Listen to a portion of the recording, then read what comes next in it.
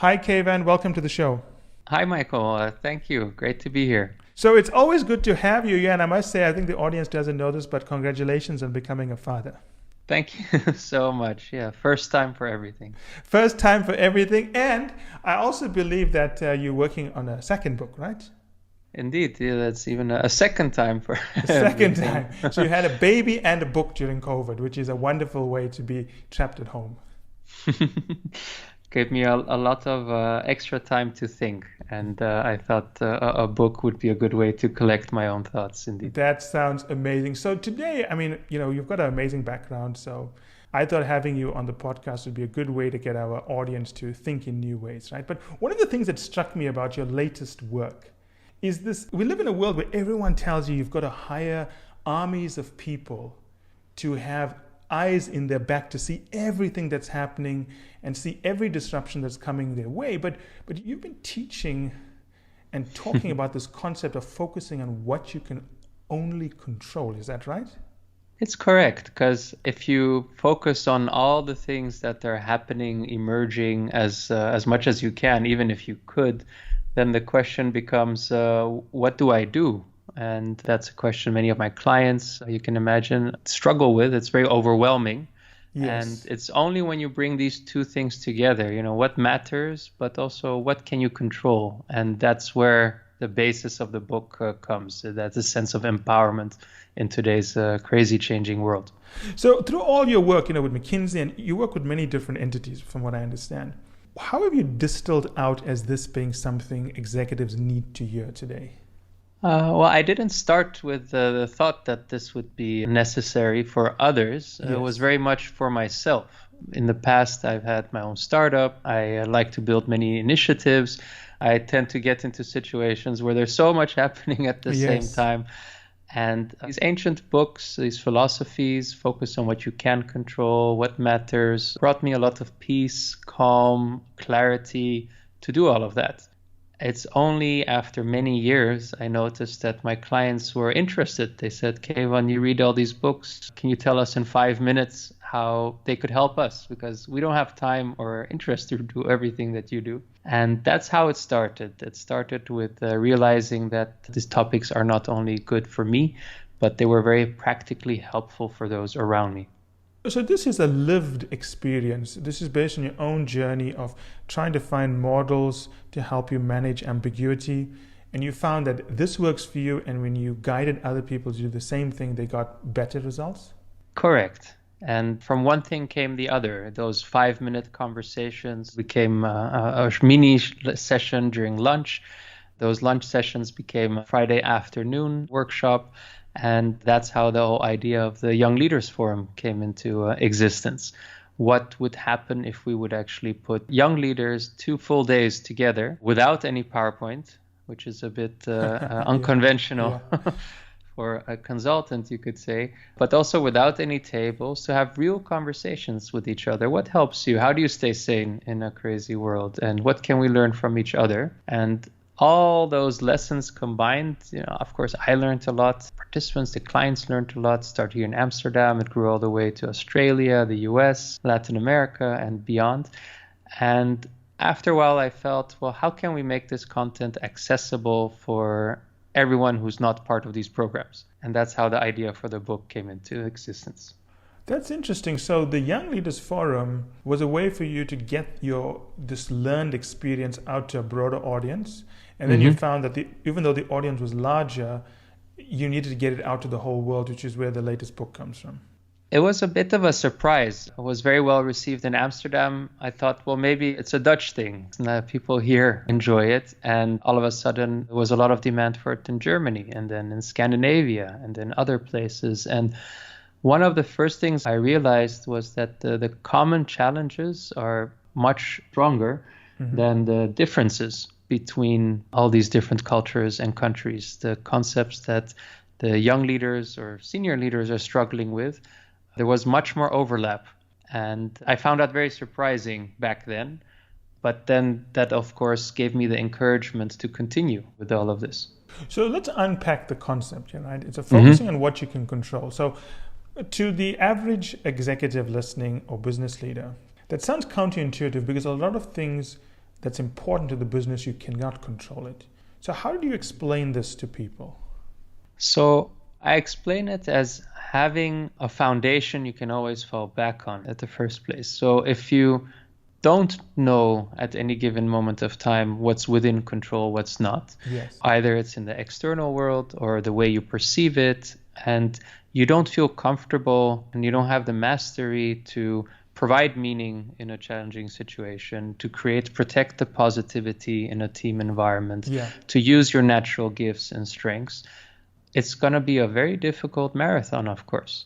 And in this case, if you don't have the clarity of what you can control as a foundation, well, it becomes very difficult to build anything on top of that. How do you place your strategic bets without knowing how the future will unfold?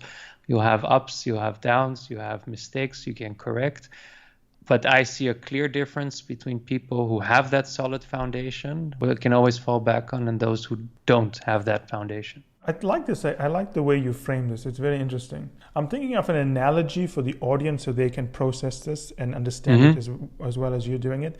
And I remember I once spoke to a general in the US Army, and he had a very similar logic to what you were saying. He said that the most important thing soldiers focus on when they're deploying in hostile environments is they focus on what they can control, which is protecting their base. No matter what happens, no matter how often they leave the base, they know that their fallback position is what they can control, which is the base. And they always do their best to protect the base. And if anything goes wrong, they fall back, they regroup at the base, and they move out again. Is that a similar analogy to what you're saying?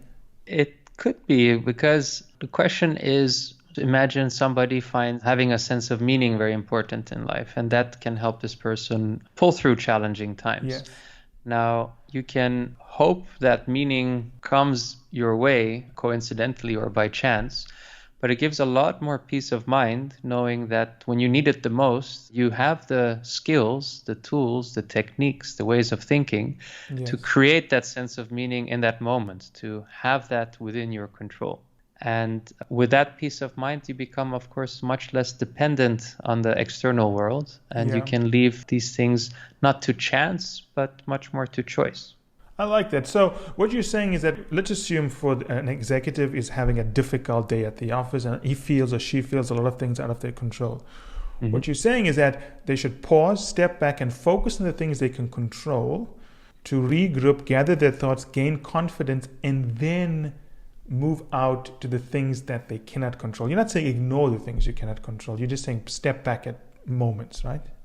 Yeah, there are different ways to look at it. You can say a step back, but you could also say, to an extent, what the ancient Stoics would do, be unaffected. All of this there's not, it's because of, let's say, moral reasons, or, you should do this or that. Who am I to tell the listeners what they should do? But it's from very pragmatic reasons. We all have 24 hours per day so far as a gift. It's very easy, and it seems to become easier with each year, to lose much of your time, much money of those hours, your energy, your thoughts on all the things that you cannot control in the world.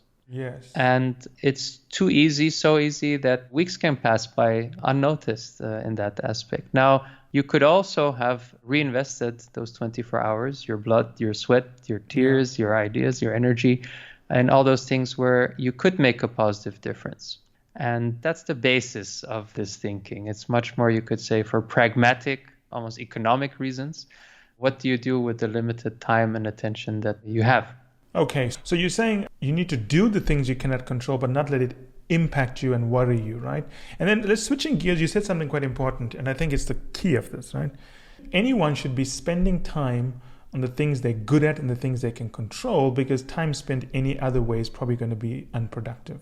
It's very helpful to know what you're good at and what gives you energy. And speaking from my personal experience, it took a while to realize that many things that give me energy don't give other people energy. Yes. It's almost difficult to imagine to a certain aspect. But the book also focuses on creating that awareness of yourself, but also of your team members and the other people that you work with, so that it's much easier to think, okay, we know what the goal is, but how do we get there? Okay, what are you good at? What do you get energy from? What not? How about me?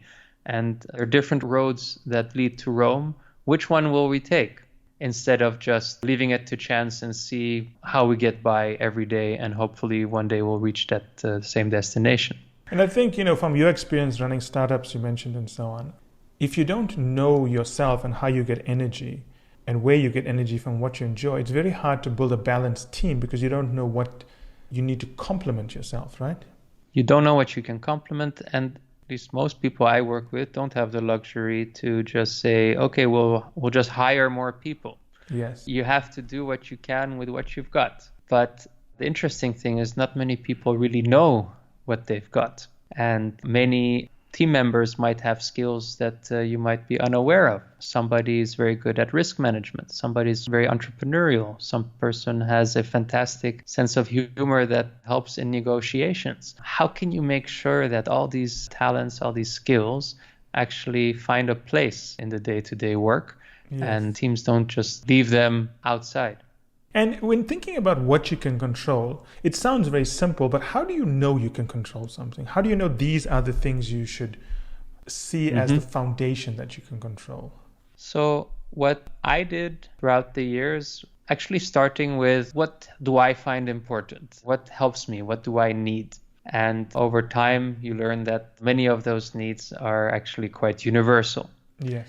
And it's only the second step to say, okay, of all this, what can I control? In this case, an example would be around positivity. I find it very helpful for a variety of reasons to protect that sense of positivity, especially during difficult times. Yes. But how do you control that? You don't have a switch to say, okay, now everything is going to turn positive. It almost feels very much out of reach, especially when all this negative news reaches you. And realizing that despite what happens in the outside world, you can always fall back on the positive emotion of gratitude, which is always within your control, especially if you practice it. And for me, that was a big insight. I realized that, okay, I cannot control whether there's good news or bad news today to a certain extent. But at the end of the day, I can pause. I can think about what I'm grateful for personally, professionally, recharge myself before I see my family or others around me, and before I walk into a team room or connect with clients. And that was fantastic. I realized that, okay, positive emotions matter. And actually, there is a way to fall back on it. And there are positive emotions that are within control more than others. I like that. You talk about gratitude, which is important, positive emotions. A way of summarizing that is to say the state of mind you're in dictates the lens and how you interpret what's happening to you. Very much, very much. And what I found very interesting is, but how do you get into that state? There's no indeed magic button to say, okay, now I'm going to be less affected by something. And there are very simple tools that have been passed on in different languages, you could say, different ways throughout generations, because our great grandparents also struggled, of course, with difficult times. And I found it highly rewarding, exciting, and to a certain extent fun to collect these tools and to realize that, okay, imagine somebody has received negative feedback on a presentation, on a document, on a conversation. What does it mean to be less affected? Well, maybe it's good to analyze the news. Was it personal or was it impersonal? Was it affecting everything you did, or was it only a part of something specific you did? Is this something that is important for now or forever? And often by asking these very simple questions, these very simple lenses, you might notice that, okay, it was something negative, but actually it's much more manageable looking at it through this lens than my initial reaction. And it's about having that grateful state. A lot of people, they get so sucked into the trauma and drama of growing a business, they forget that they should be grateful for the opportunity. No matter what's happening, that's something to feel good about. But switching gears a little bit here, I also find working with executives The state is important, but I find two other things work well, and I wanted to hear your perspective on that. The second one is that physiology also matters. That's the way they carry themselves. And I find this third thing is the language they use to explain, define, and talk about what's happening to themselves. Do you find that is also similar to what you're seeing in your work? Very much, yes. And at the basis, I would say it's the lens that you use to look at a certain situation that automatically will affect all those points that you mentioned. Yeah. The words, the language, and all of that. And at this particular situation, imagine I hit a difficult roadblock. I ask for a certain initiative, or the product launch was not as successful, or somebody denies a request, and so forth. We all go through all these things. And if the lens is, oh, it's also difficult, and who am I to lead, and maybe I'm not up for it, you can imagine there's a lot of different decisions and actions and language and word that come out of it. Yes. If the lens is one that you would borrow from someone like Aristotle, who would say that especially difficult times are opportunities to build your character, as only when you don't want to practice patience is the only time you can practice patience, so to speak. In the face of real fear, you can practice courage, and so forth. Then this is a unique moment. And what kind of leader do you want to be 10 years from now? And how does this setback actually create that opportunity to build your character? And you can imagine you have different words and decisions and languages that come from that. Yes. So in your work, you find while posture and language are very important, they're all driven by the state. The state, the way you look at something. And it's not to say that one way is better than the other. I don't like to impose any lens. What I do like is to help clients, including also myself, to switch between these lenses, like shifting gears in a vehicle, and to see, okay, is this a helpful lens? Is this good for me? Is this good for my team? If not, maybe indeed I can see maybe there's a different lens that can be better. And that sense of being able to switch, of course, creates a lot of self-confidence, a sense of empowerment, a lot of energy that comes with it. I know, touching on the concept of lens, I remember speaking to an executive in an automotive company recently. He runs a strategy unit for a very large company, and he wants to learn how to think the way a BCG or McKinsey partner would analyze the issues. And one of the things I was telling him was that at his level, he shouldn't be doing that work because he's very senior. Someone below him needs to be doing that, and he needs to think about what they're doing. And the point I want to make is that state is important, it's paramount, but then linked to that is also the identity you have of yourself. If you just see yourself as doing the work, you'll always find better ways to do the work. But if you have an identity of someone being the leader who manages people doing the work, then that's how you try to optimize your life. So, we have state on one hand, and then we also have identity on the other hand. How do you see that interplay with your clients? With my clients, it's very important. It's these distinctions that help a lot, as you mentioned. And to maybe simplify it even further, it's very much making a distinction between what's the goal and what are the means. Yeah. And it's easy to lose sight of the goal, and sometimes the means seem to become a goal in itself. So everybody is working on a certain presentation, and then the presentation seems to become a goal in itself. And then the question is, well, actually, of course not. It can never be a goal in itself. What do you hope to accomplish with this presentation? And which role should you take in that? What does that imply for you and for others? And if you're indeed too much stuck in doing certain things, well, you're getting in the way of the bigger goal. If you're not empowering others, if you're not helping team, if you're not soliciting help, if you're not looking at the skills and the strengths that everybody has to bring with them. So it's a way to step back and be flexible. Okay, what's the real goal here? What do I have at my disposal? What can I do with what I've got? And what does that imply for my role, for other people's role? And you could say the same for not a presentation. You could say the same for a whole business unit. You can say the same for a team. What's the real thing we're trying to accomplish here? And your work with McKinsey is also with these same concepts? It started very broad. So I started personally directly as an analyst, I would say an associate project leader. And it was as broad as it gets, as a generalist, you could say. Now, over time, when I noticed that many of my clients were not only struggling with the content of the projects, but also with just managing the day-to-day life of all of it, that's where slowly, gradually, much more of the focus of the work that I did was to also help in that aspect, in that regard. And many of the topics that we talk about today come from that. Okay, so initial thinking is not just from your startup work, it's also from your time at McKinsey. Correct, yes. And working under challenging situations, a lot of pressure. Typically, people need to work with consultants, things that sometimes they cannot solve by themselves. And it was the chance of being in all those different situations from back 2007.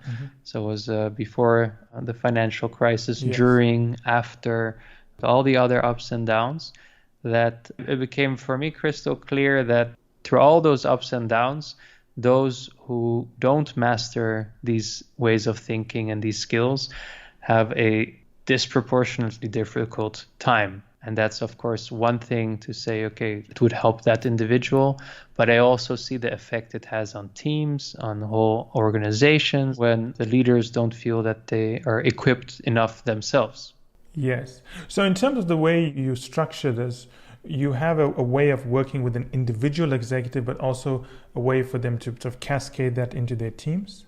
I attempt to bring these concepts in the simplest way as possible. Yes. So that people don't need to spend too much time on, okay, how do I teach this to my broader team? I have many clients who say, oh, I got it. The logic is clear. I get it. And next week, I'm going to host a short session with the rest of our team on, indeed, what gives you energy, what are you good at, and the other way around, and how can we reassign tasks and go with it. And that gives me a lot of fulfillment so that it's not dependent on me. It can't be dependent on you because there's only one of you, right? That was also one reason to write the book. Yes. And for me, highlights of the week are messages from people I've never met and maybe never will meet, but who would love to say, hey, I used this concept, thanks a lot. And this is the result that came out of it for me and my team. For the sake of the listeners, let's talk through, if you can, any client, I mean, you can keep the details confidential, that how have you helped them implement this, think about this, and how have they used it? So I would start by saying that I've worked with many individuals who, for a variety of reasons, felt that they were stuck somehow in their organization, or things were not as they wanted, and to the verge of maybe, looking elsewhere. Maybe the grass is greener at a different organization. And these are idealistic individuals, talented individuals, high energy. They want to do a lot of good, but they somehow miss a bit of the map.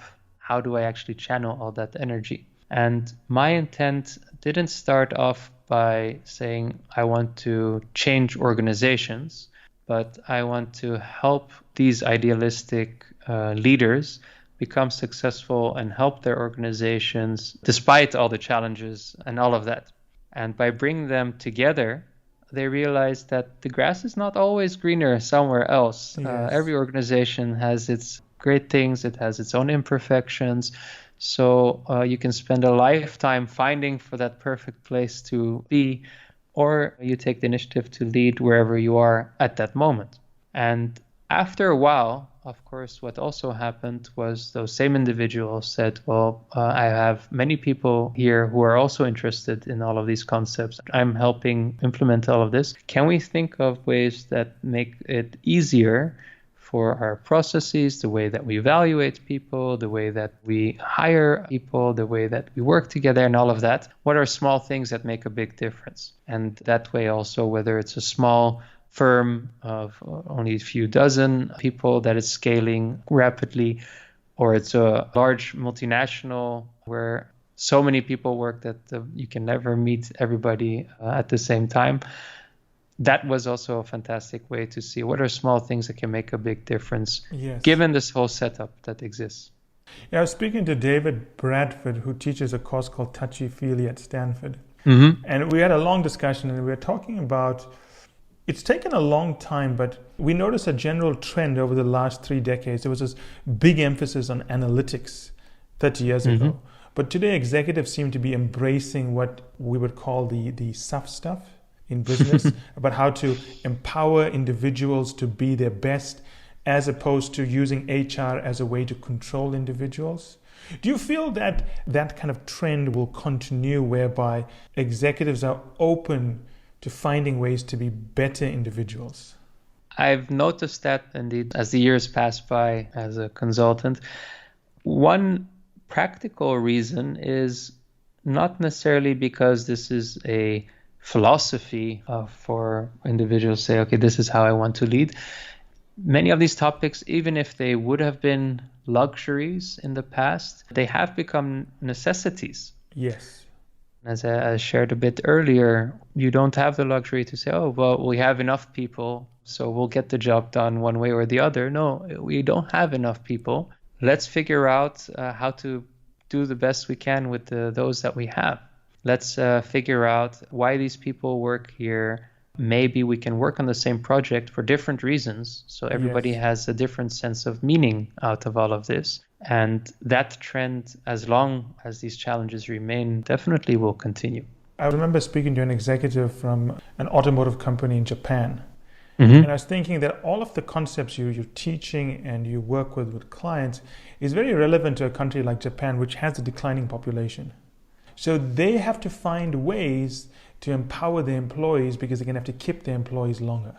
And they might be competing for the right talent. Exactly. So in a market whereby you just cannot replace your employees, and as you say, you're competing for a shrinking pool of, I don't like to use the word labor, I would say talent. This concept of finding ways to make sure your employees know what they're like, know how to focus on what they can control, is a way to get more out of their workforce, right? Well, you allow a lot of initiatives that would otherwise go unnoticed to naturally emerge in a situation in a rapidly changing world. And how do you channel all of that? Well, you can have very strict processes that could be helpful depending on the organization that you're in. But if you want people to have that sense of empowerment in a world that it's very easy to feel overwhelmed in, if you want to have individuals that can motivate themselves without you, that bring their thoughts, their energy, their engagement and all of that with them, the good news is that small things can make a big difference if you create awareness around them. And once you start, you'll notice that it's a journey that is so fulfilling that many clients also say, I wish I had thought about these things earlier. I wish somebody had taught me these things when I first joined the office. Today is an opportunity, at least, to do and help others with that. Yeah, everything you mentioned about more engaged, more happy, more fulfilled employees is, I think, something every CEO wants for their workers, but they usually don't know how to achieve that. And that is because it has, of course, so many different facets. Now, you can say as an organization, how do we design things? What are our policies? And you name it. There's a lot you can, of course, do, at least not hindering all of those things that you want to accomplish. But in the end, there's only so much, because the individual, the talented upcoming leader, has to do things themselves as well. And it's a much more realistic proposition to say, yes, things are not easy. Things are complicated. Our organization does have aspects that can come across as bureaucratic, right? We're not going to pretend things are nicer or better or easier than they are. At the same time, we want to empower you with the tools to thrive through all of that. Yes. And that is much more within reach than waiting for the perfect organization to all of a sudden come into existence. But I think an important point, which is there, but maybe we should just pull it out for the audience, is that this is not about doing something because it's nice to do it. This is because it makes you a better company. It gives you a competitive advantage.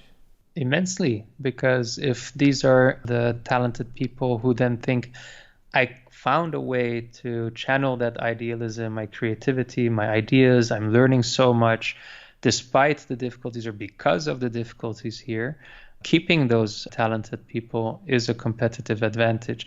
Finding ways to translate that energy, those ideas into practical, tangible things for customers, for the community, is of course a competitive advantage. And the good thing is that you're not creating something new in a way. You are just helping to turn on the lights. You're creating awareness of what already is there, but sometimes it's so close to our eyes that we don't see it. Hence the title of the book, What is Water? Stories of fish not knowing what water is because they're so immersed in it. Because they can't see it, but they feel it every day. And sometimes you don't even feel it. Coming back to this idea of getting the best from employees, I can think of the example of the city-state of Singapore, right? Mm-hmm. It's got a population which is roughly 5 to 6 million, depending on how many expats are there. You can't put many more people onto that island. It's not that big, right? Mm-hmm. So how does Singapore continuously grow its GDP? It has to find ways to make its employees more productive, right? There's not many other ways to do that. And I'm thinking that one of the ways to do that is you have to find ways for the population to be more creative, to find what they're good at, to create more value for the world. To have most likely active citizens, people who care about their community, who care about their neighborhood, the place that they live, and understand that there is a positive difference that they can make whoever they are, wherever they are, while also understanding that their preferences, their ways of looking at things, their talents could be very different than their neighbors.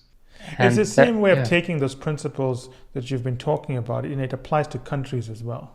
Yeah, wherever there are human beings, these content and topics will apply. This applies in families. I notice myself now, becoming a father for the first time during a pandemic and all of that, where maybe in a different year, our family would have much more friends and family coming over and maybe helping and giving tips and advice and everything that you have when you raise a child as a community. But now it comes down to, okay, what are the things I'm good at? How can we make sure that the resourcefulness, how can we make sure that the ideas and all of that, we can make the most out of what we have in this current situation together? Do you think COVID has led to a deeper appreciation for bringing out the best in employees? Do you feel there's a shift that's occurred because of the virus? So I could not, of course, speak for so many organizations around the world, but one thing that I have noticed, and it sounds a bit like a paradox, but it's in difficult times that many of the topics that we talk about find a new appreciation by people. Because they're not luxuries anymore. They are much more necessities. And if you have been able to take whatever difficult situation that probably nobody would have chosen for upfront, but given the situation as it is, at work, at home, in your community, and finding ways to build a stronger character, practice the values that are important, becoming more creative, resourceful, and you name it. None of that is a guarantee for success, to say that, but it is a guarantee that over the years, you will be much more prepared maybe for the next crisis. You will be in a much more better position to prevent many of the things that caught you off guard or not. So difficult times force people to reappreciate many of these ancient lessons and wisdom. Yeah, it's it's like anything in capitalism. A crisis is an opportunity. Some companies will seize the moment and do something amazing with it. Others will have the wrong lens or state and see it as a time to bunker down and not change. So we'll see some winners, we'll see some losers. That's normal. But do you find that culturally, and I'm going to be sensitive about this, but do you feel that you need to adapt the thinking as you move from culture to culture? No, one thing that surprised me was that concepts were so universal that I barely would notice that I'm in a new country when we speak to people. That's very interesting. And of course, there are nuances and all of that. But if you go back to the cultural traditions of any country you go there, you will notice, at least I've seen no exception, Yes. that each culture, each generation has passed on the wisdom of that sense of gratitude in life. Yeah, that is true. One That is way or the universal. other. And that shows that every culture figured out that not only in good times, but especially in difficult times, if you practice that skill, that way of looking of gratitude, that will help you pull through better than you otherwise would have. And if you think about the topic of creating a sense of meaning, those who have a why can bear almost any how, as the philosopher Nietzsche would say. Every culture passes that on. What are you contributing to? How is this helping your community, your family, your organization, your anything else that is of importance to you? And that's also the beauty of many of these topics, that they create a common language across cultures. Because most organizations I work with work across cultures. Yes. And once you have a team in a virtual setting with different cultures, different practices, different preferences, trying to make the best out of it virtually, you can imagine that it's so difficult, that there's so much misunderstandings that can happen, Yes. so many difficulties and so forth. And these topics help. If you put people together and have a conversation, hey, what are you good at? What gives you energy? What's good for us to know about that? All of a sudden you have a foundation that you can always fall back on. And you might be surprised how much of a buffer that will be for when the ride does get bumpier. Yes, that's true. You raise a very good point, which many people don't think about, but it's not possible to tailor this to different cultures, because it's almost rare you're going to be speaking to everyone from one culture at once. It's going to be mixed. You've got to have a foundational language that you can use that appeals to everyone and connects Correct. with everyone. Fortunately, there is a lot that does connect. And there could be nuances when it comes to the application. So imagine a topic, again, like having a sense of meaning. Why do you do what you do? Yes. Now, for some person, it could be because this helps my community. For someone else, it could be because this eventually will help my child to go to the school that I want them to go. Yes. For someone else, it could be this helps our family company to stay in existence. So the answers can differ in a very practical sense. Yeah. But those also differ within a culture. Yes. So, but the commonality of let's take a moment to understand how this is helpful, how this is meaningful on that level helps.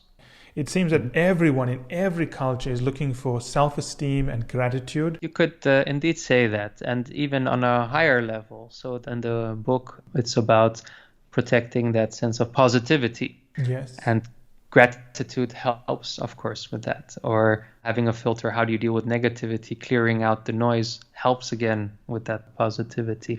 If it comes to connecting with people, a universal aspect of that is the emotional world of every person you work with. Now, some cultures are more open about it, where maybe some emotions get discussed or not, but each person still has those emotions. And the topic of empathy, being able to step into the shoes of the other, understanding the emotional message that the other person is sending, understanding the context of that emotional message at the same time, and showing somehow that you see that, that is, again, a very universal thing. Now, do you talk a lot about it or a little about it or not? But skipping it can create a lot of distance between individuals and between leaders and groups that they're leading, organizations and broader communities. Yeah, every culture has certain things that's important to them that you need to address, or at least you need to build into. And as you said, if you skip over it, that glue that holds them together, that social glue is missing. I like that. It's a good example of how you put it together. Kayvan, I wanted to thank you for an amazing podcast. Thank you so much. Well, thank you for the invitation. Time flies. Is there anything you want to add for our listeners before we wrap up? I can share my wish for the listeners to pursue these topics for themselves, and not only for themselves, but for the sake of others, for the people who are dependent on them, the organizations, the communities, the team members. And if this is not always easy to think and to take the time to do so, you can imagine it's also not easy for others. So it's mainly a wish. And The book, of course, is a way to help, Yes. share the tools, so you learn from all the thousands of other people who I've had the chance to work with and to capture their lessons. But don't take it as a given. Add to it. Share ideas. Write your own book if you like. There's so much we can do to help each other during these times.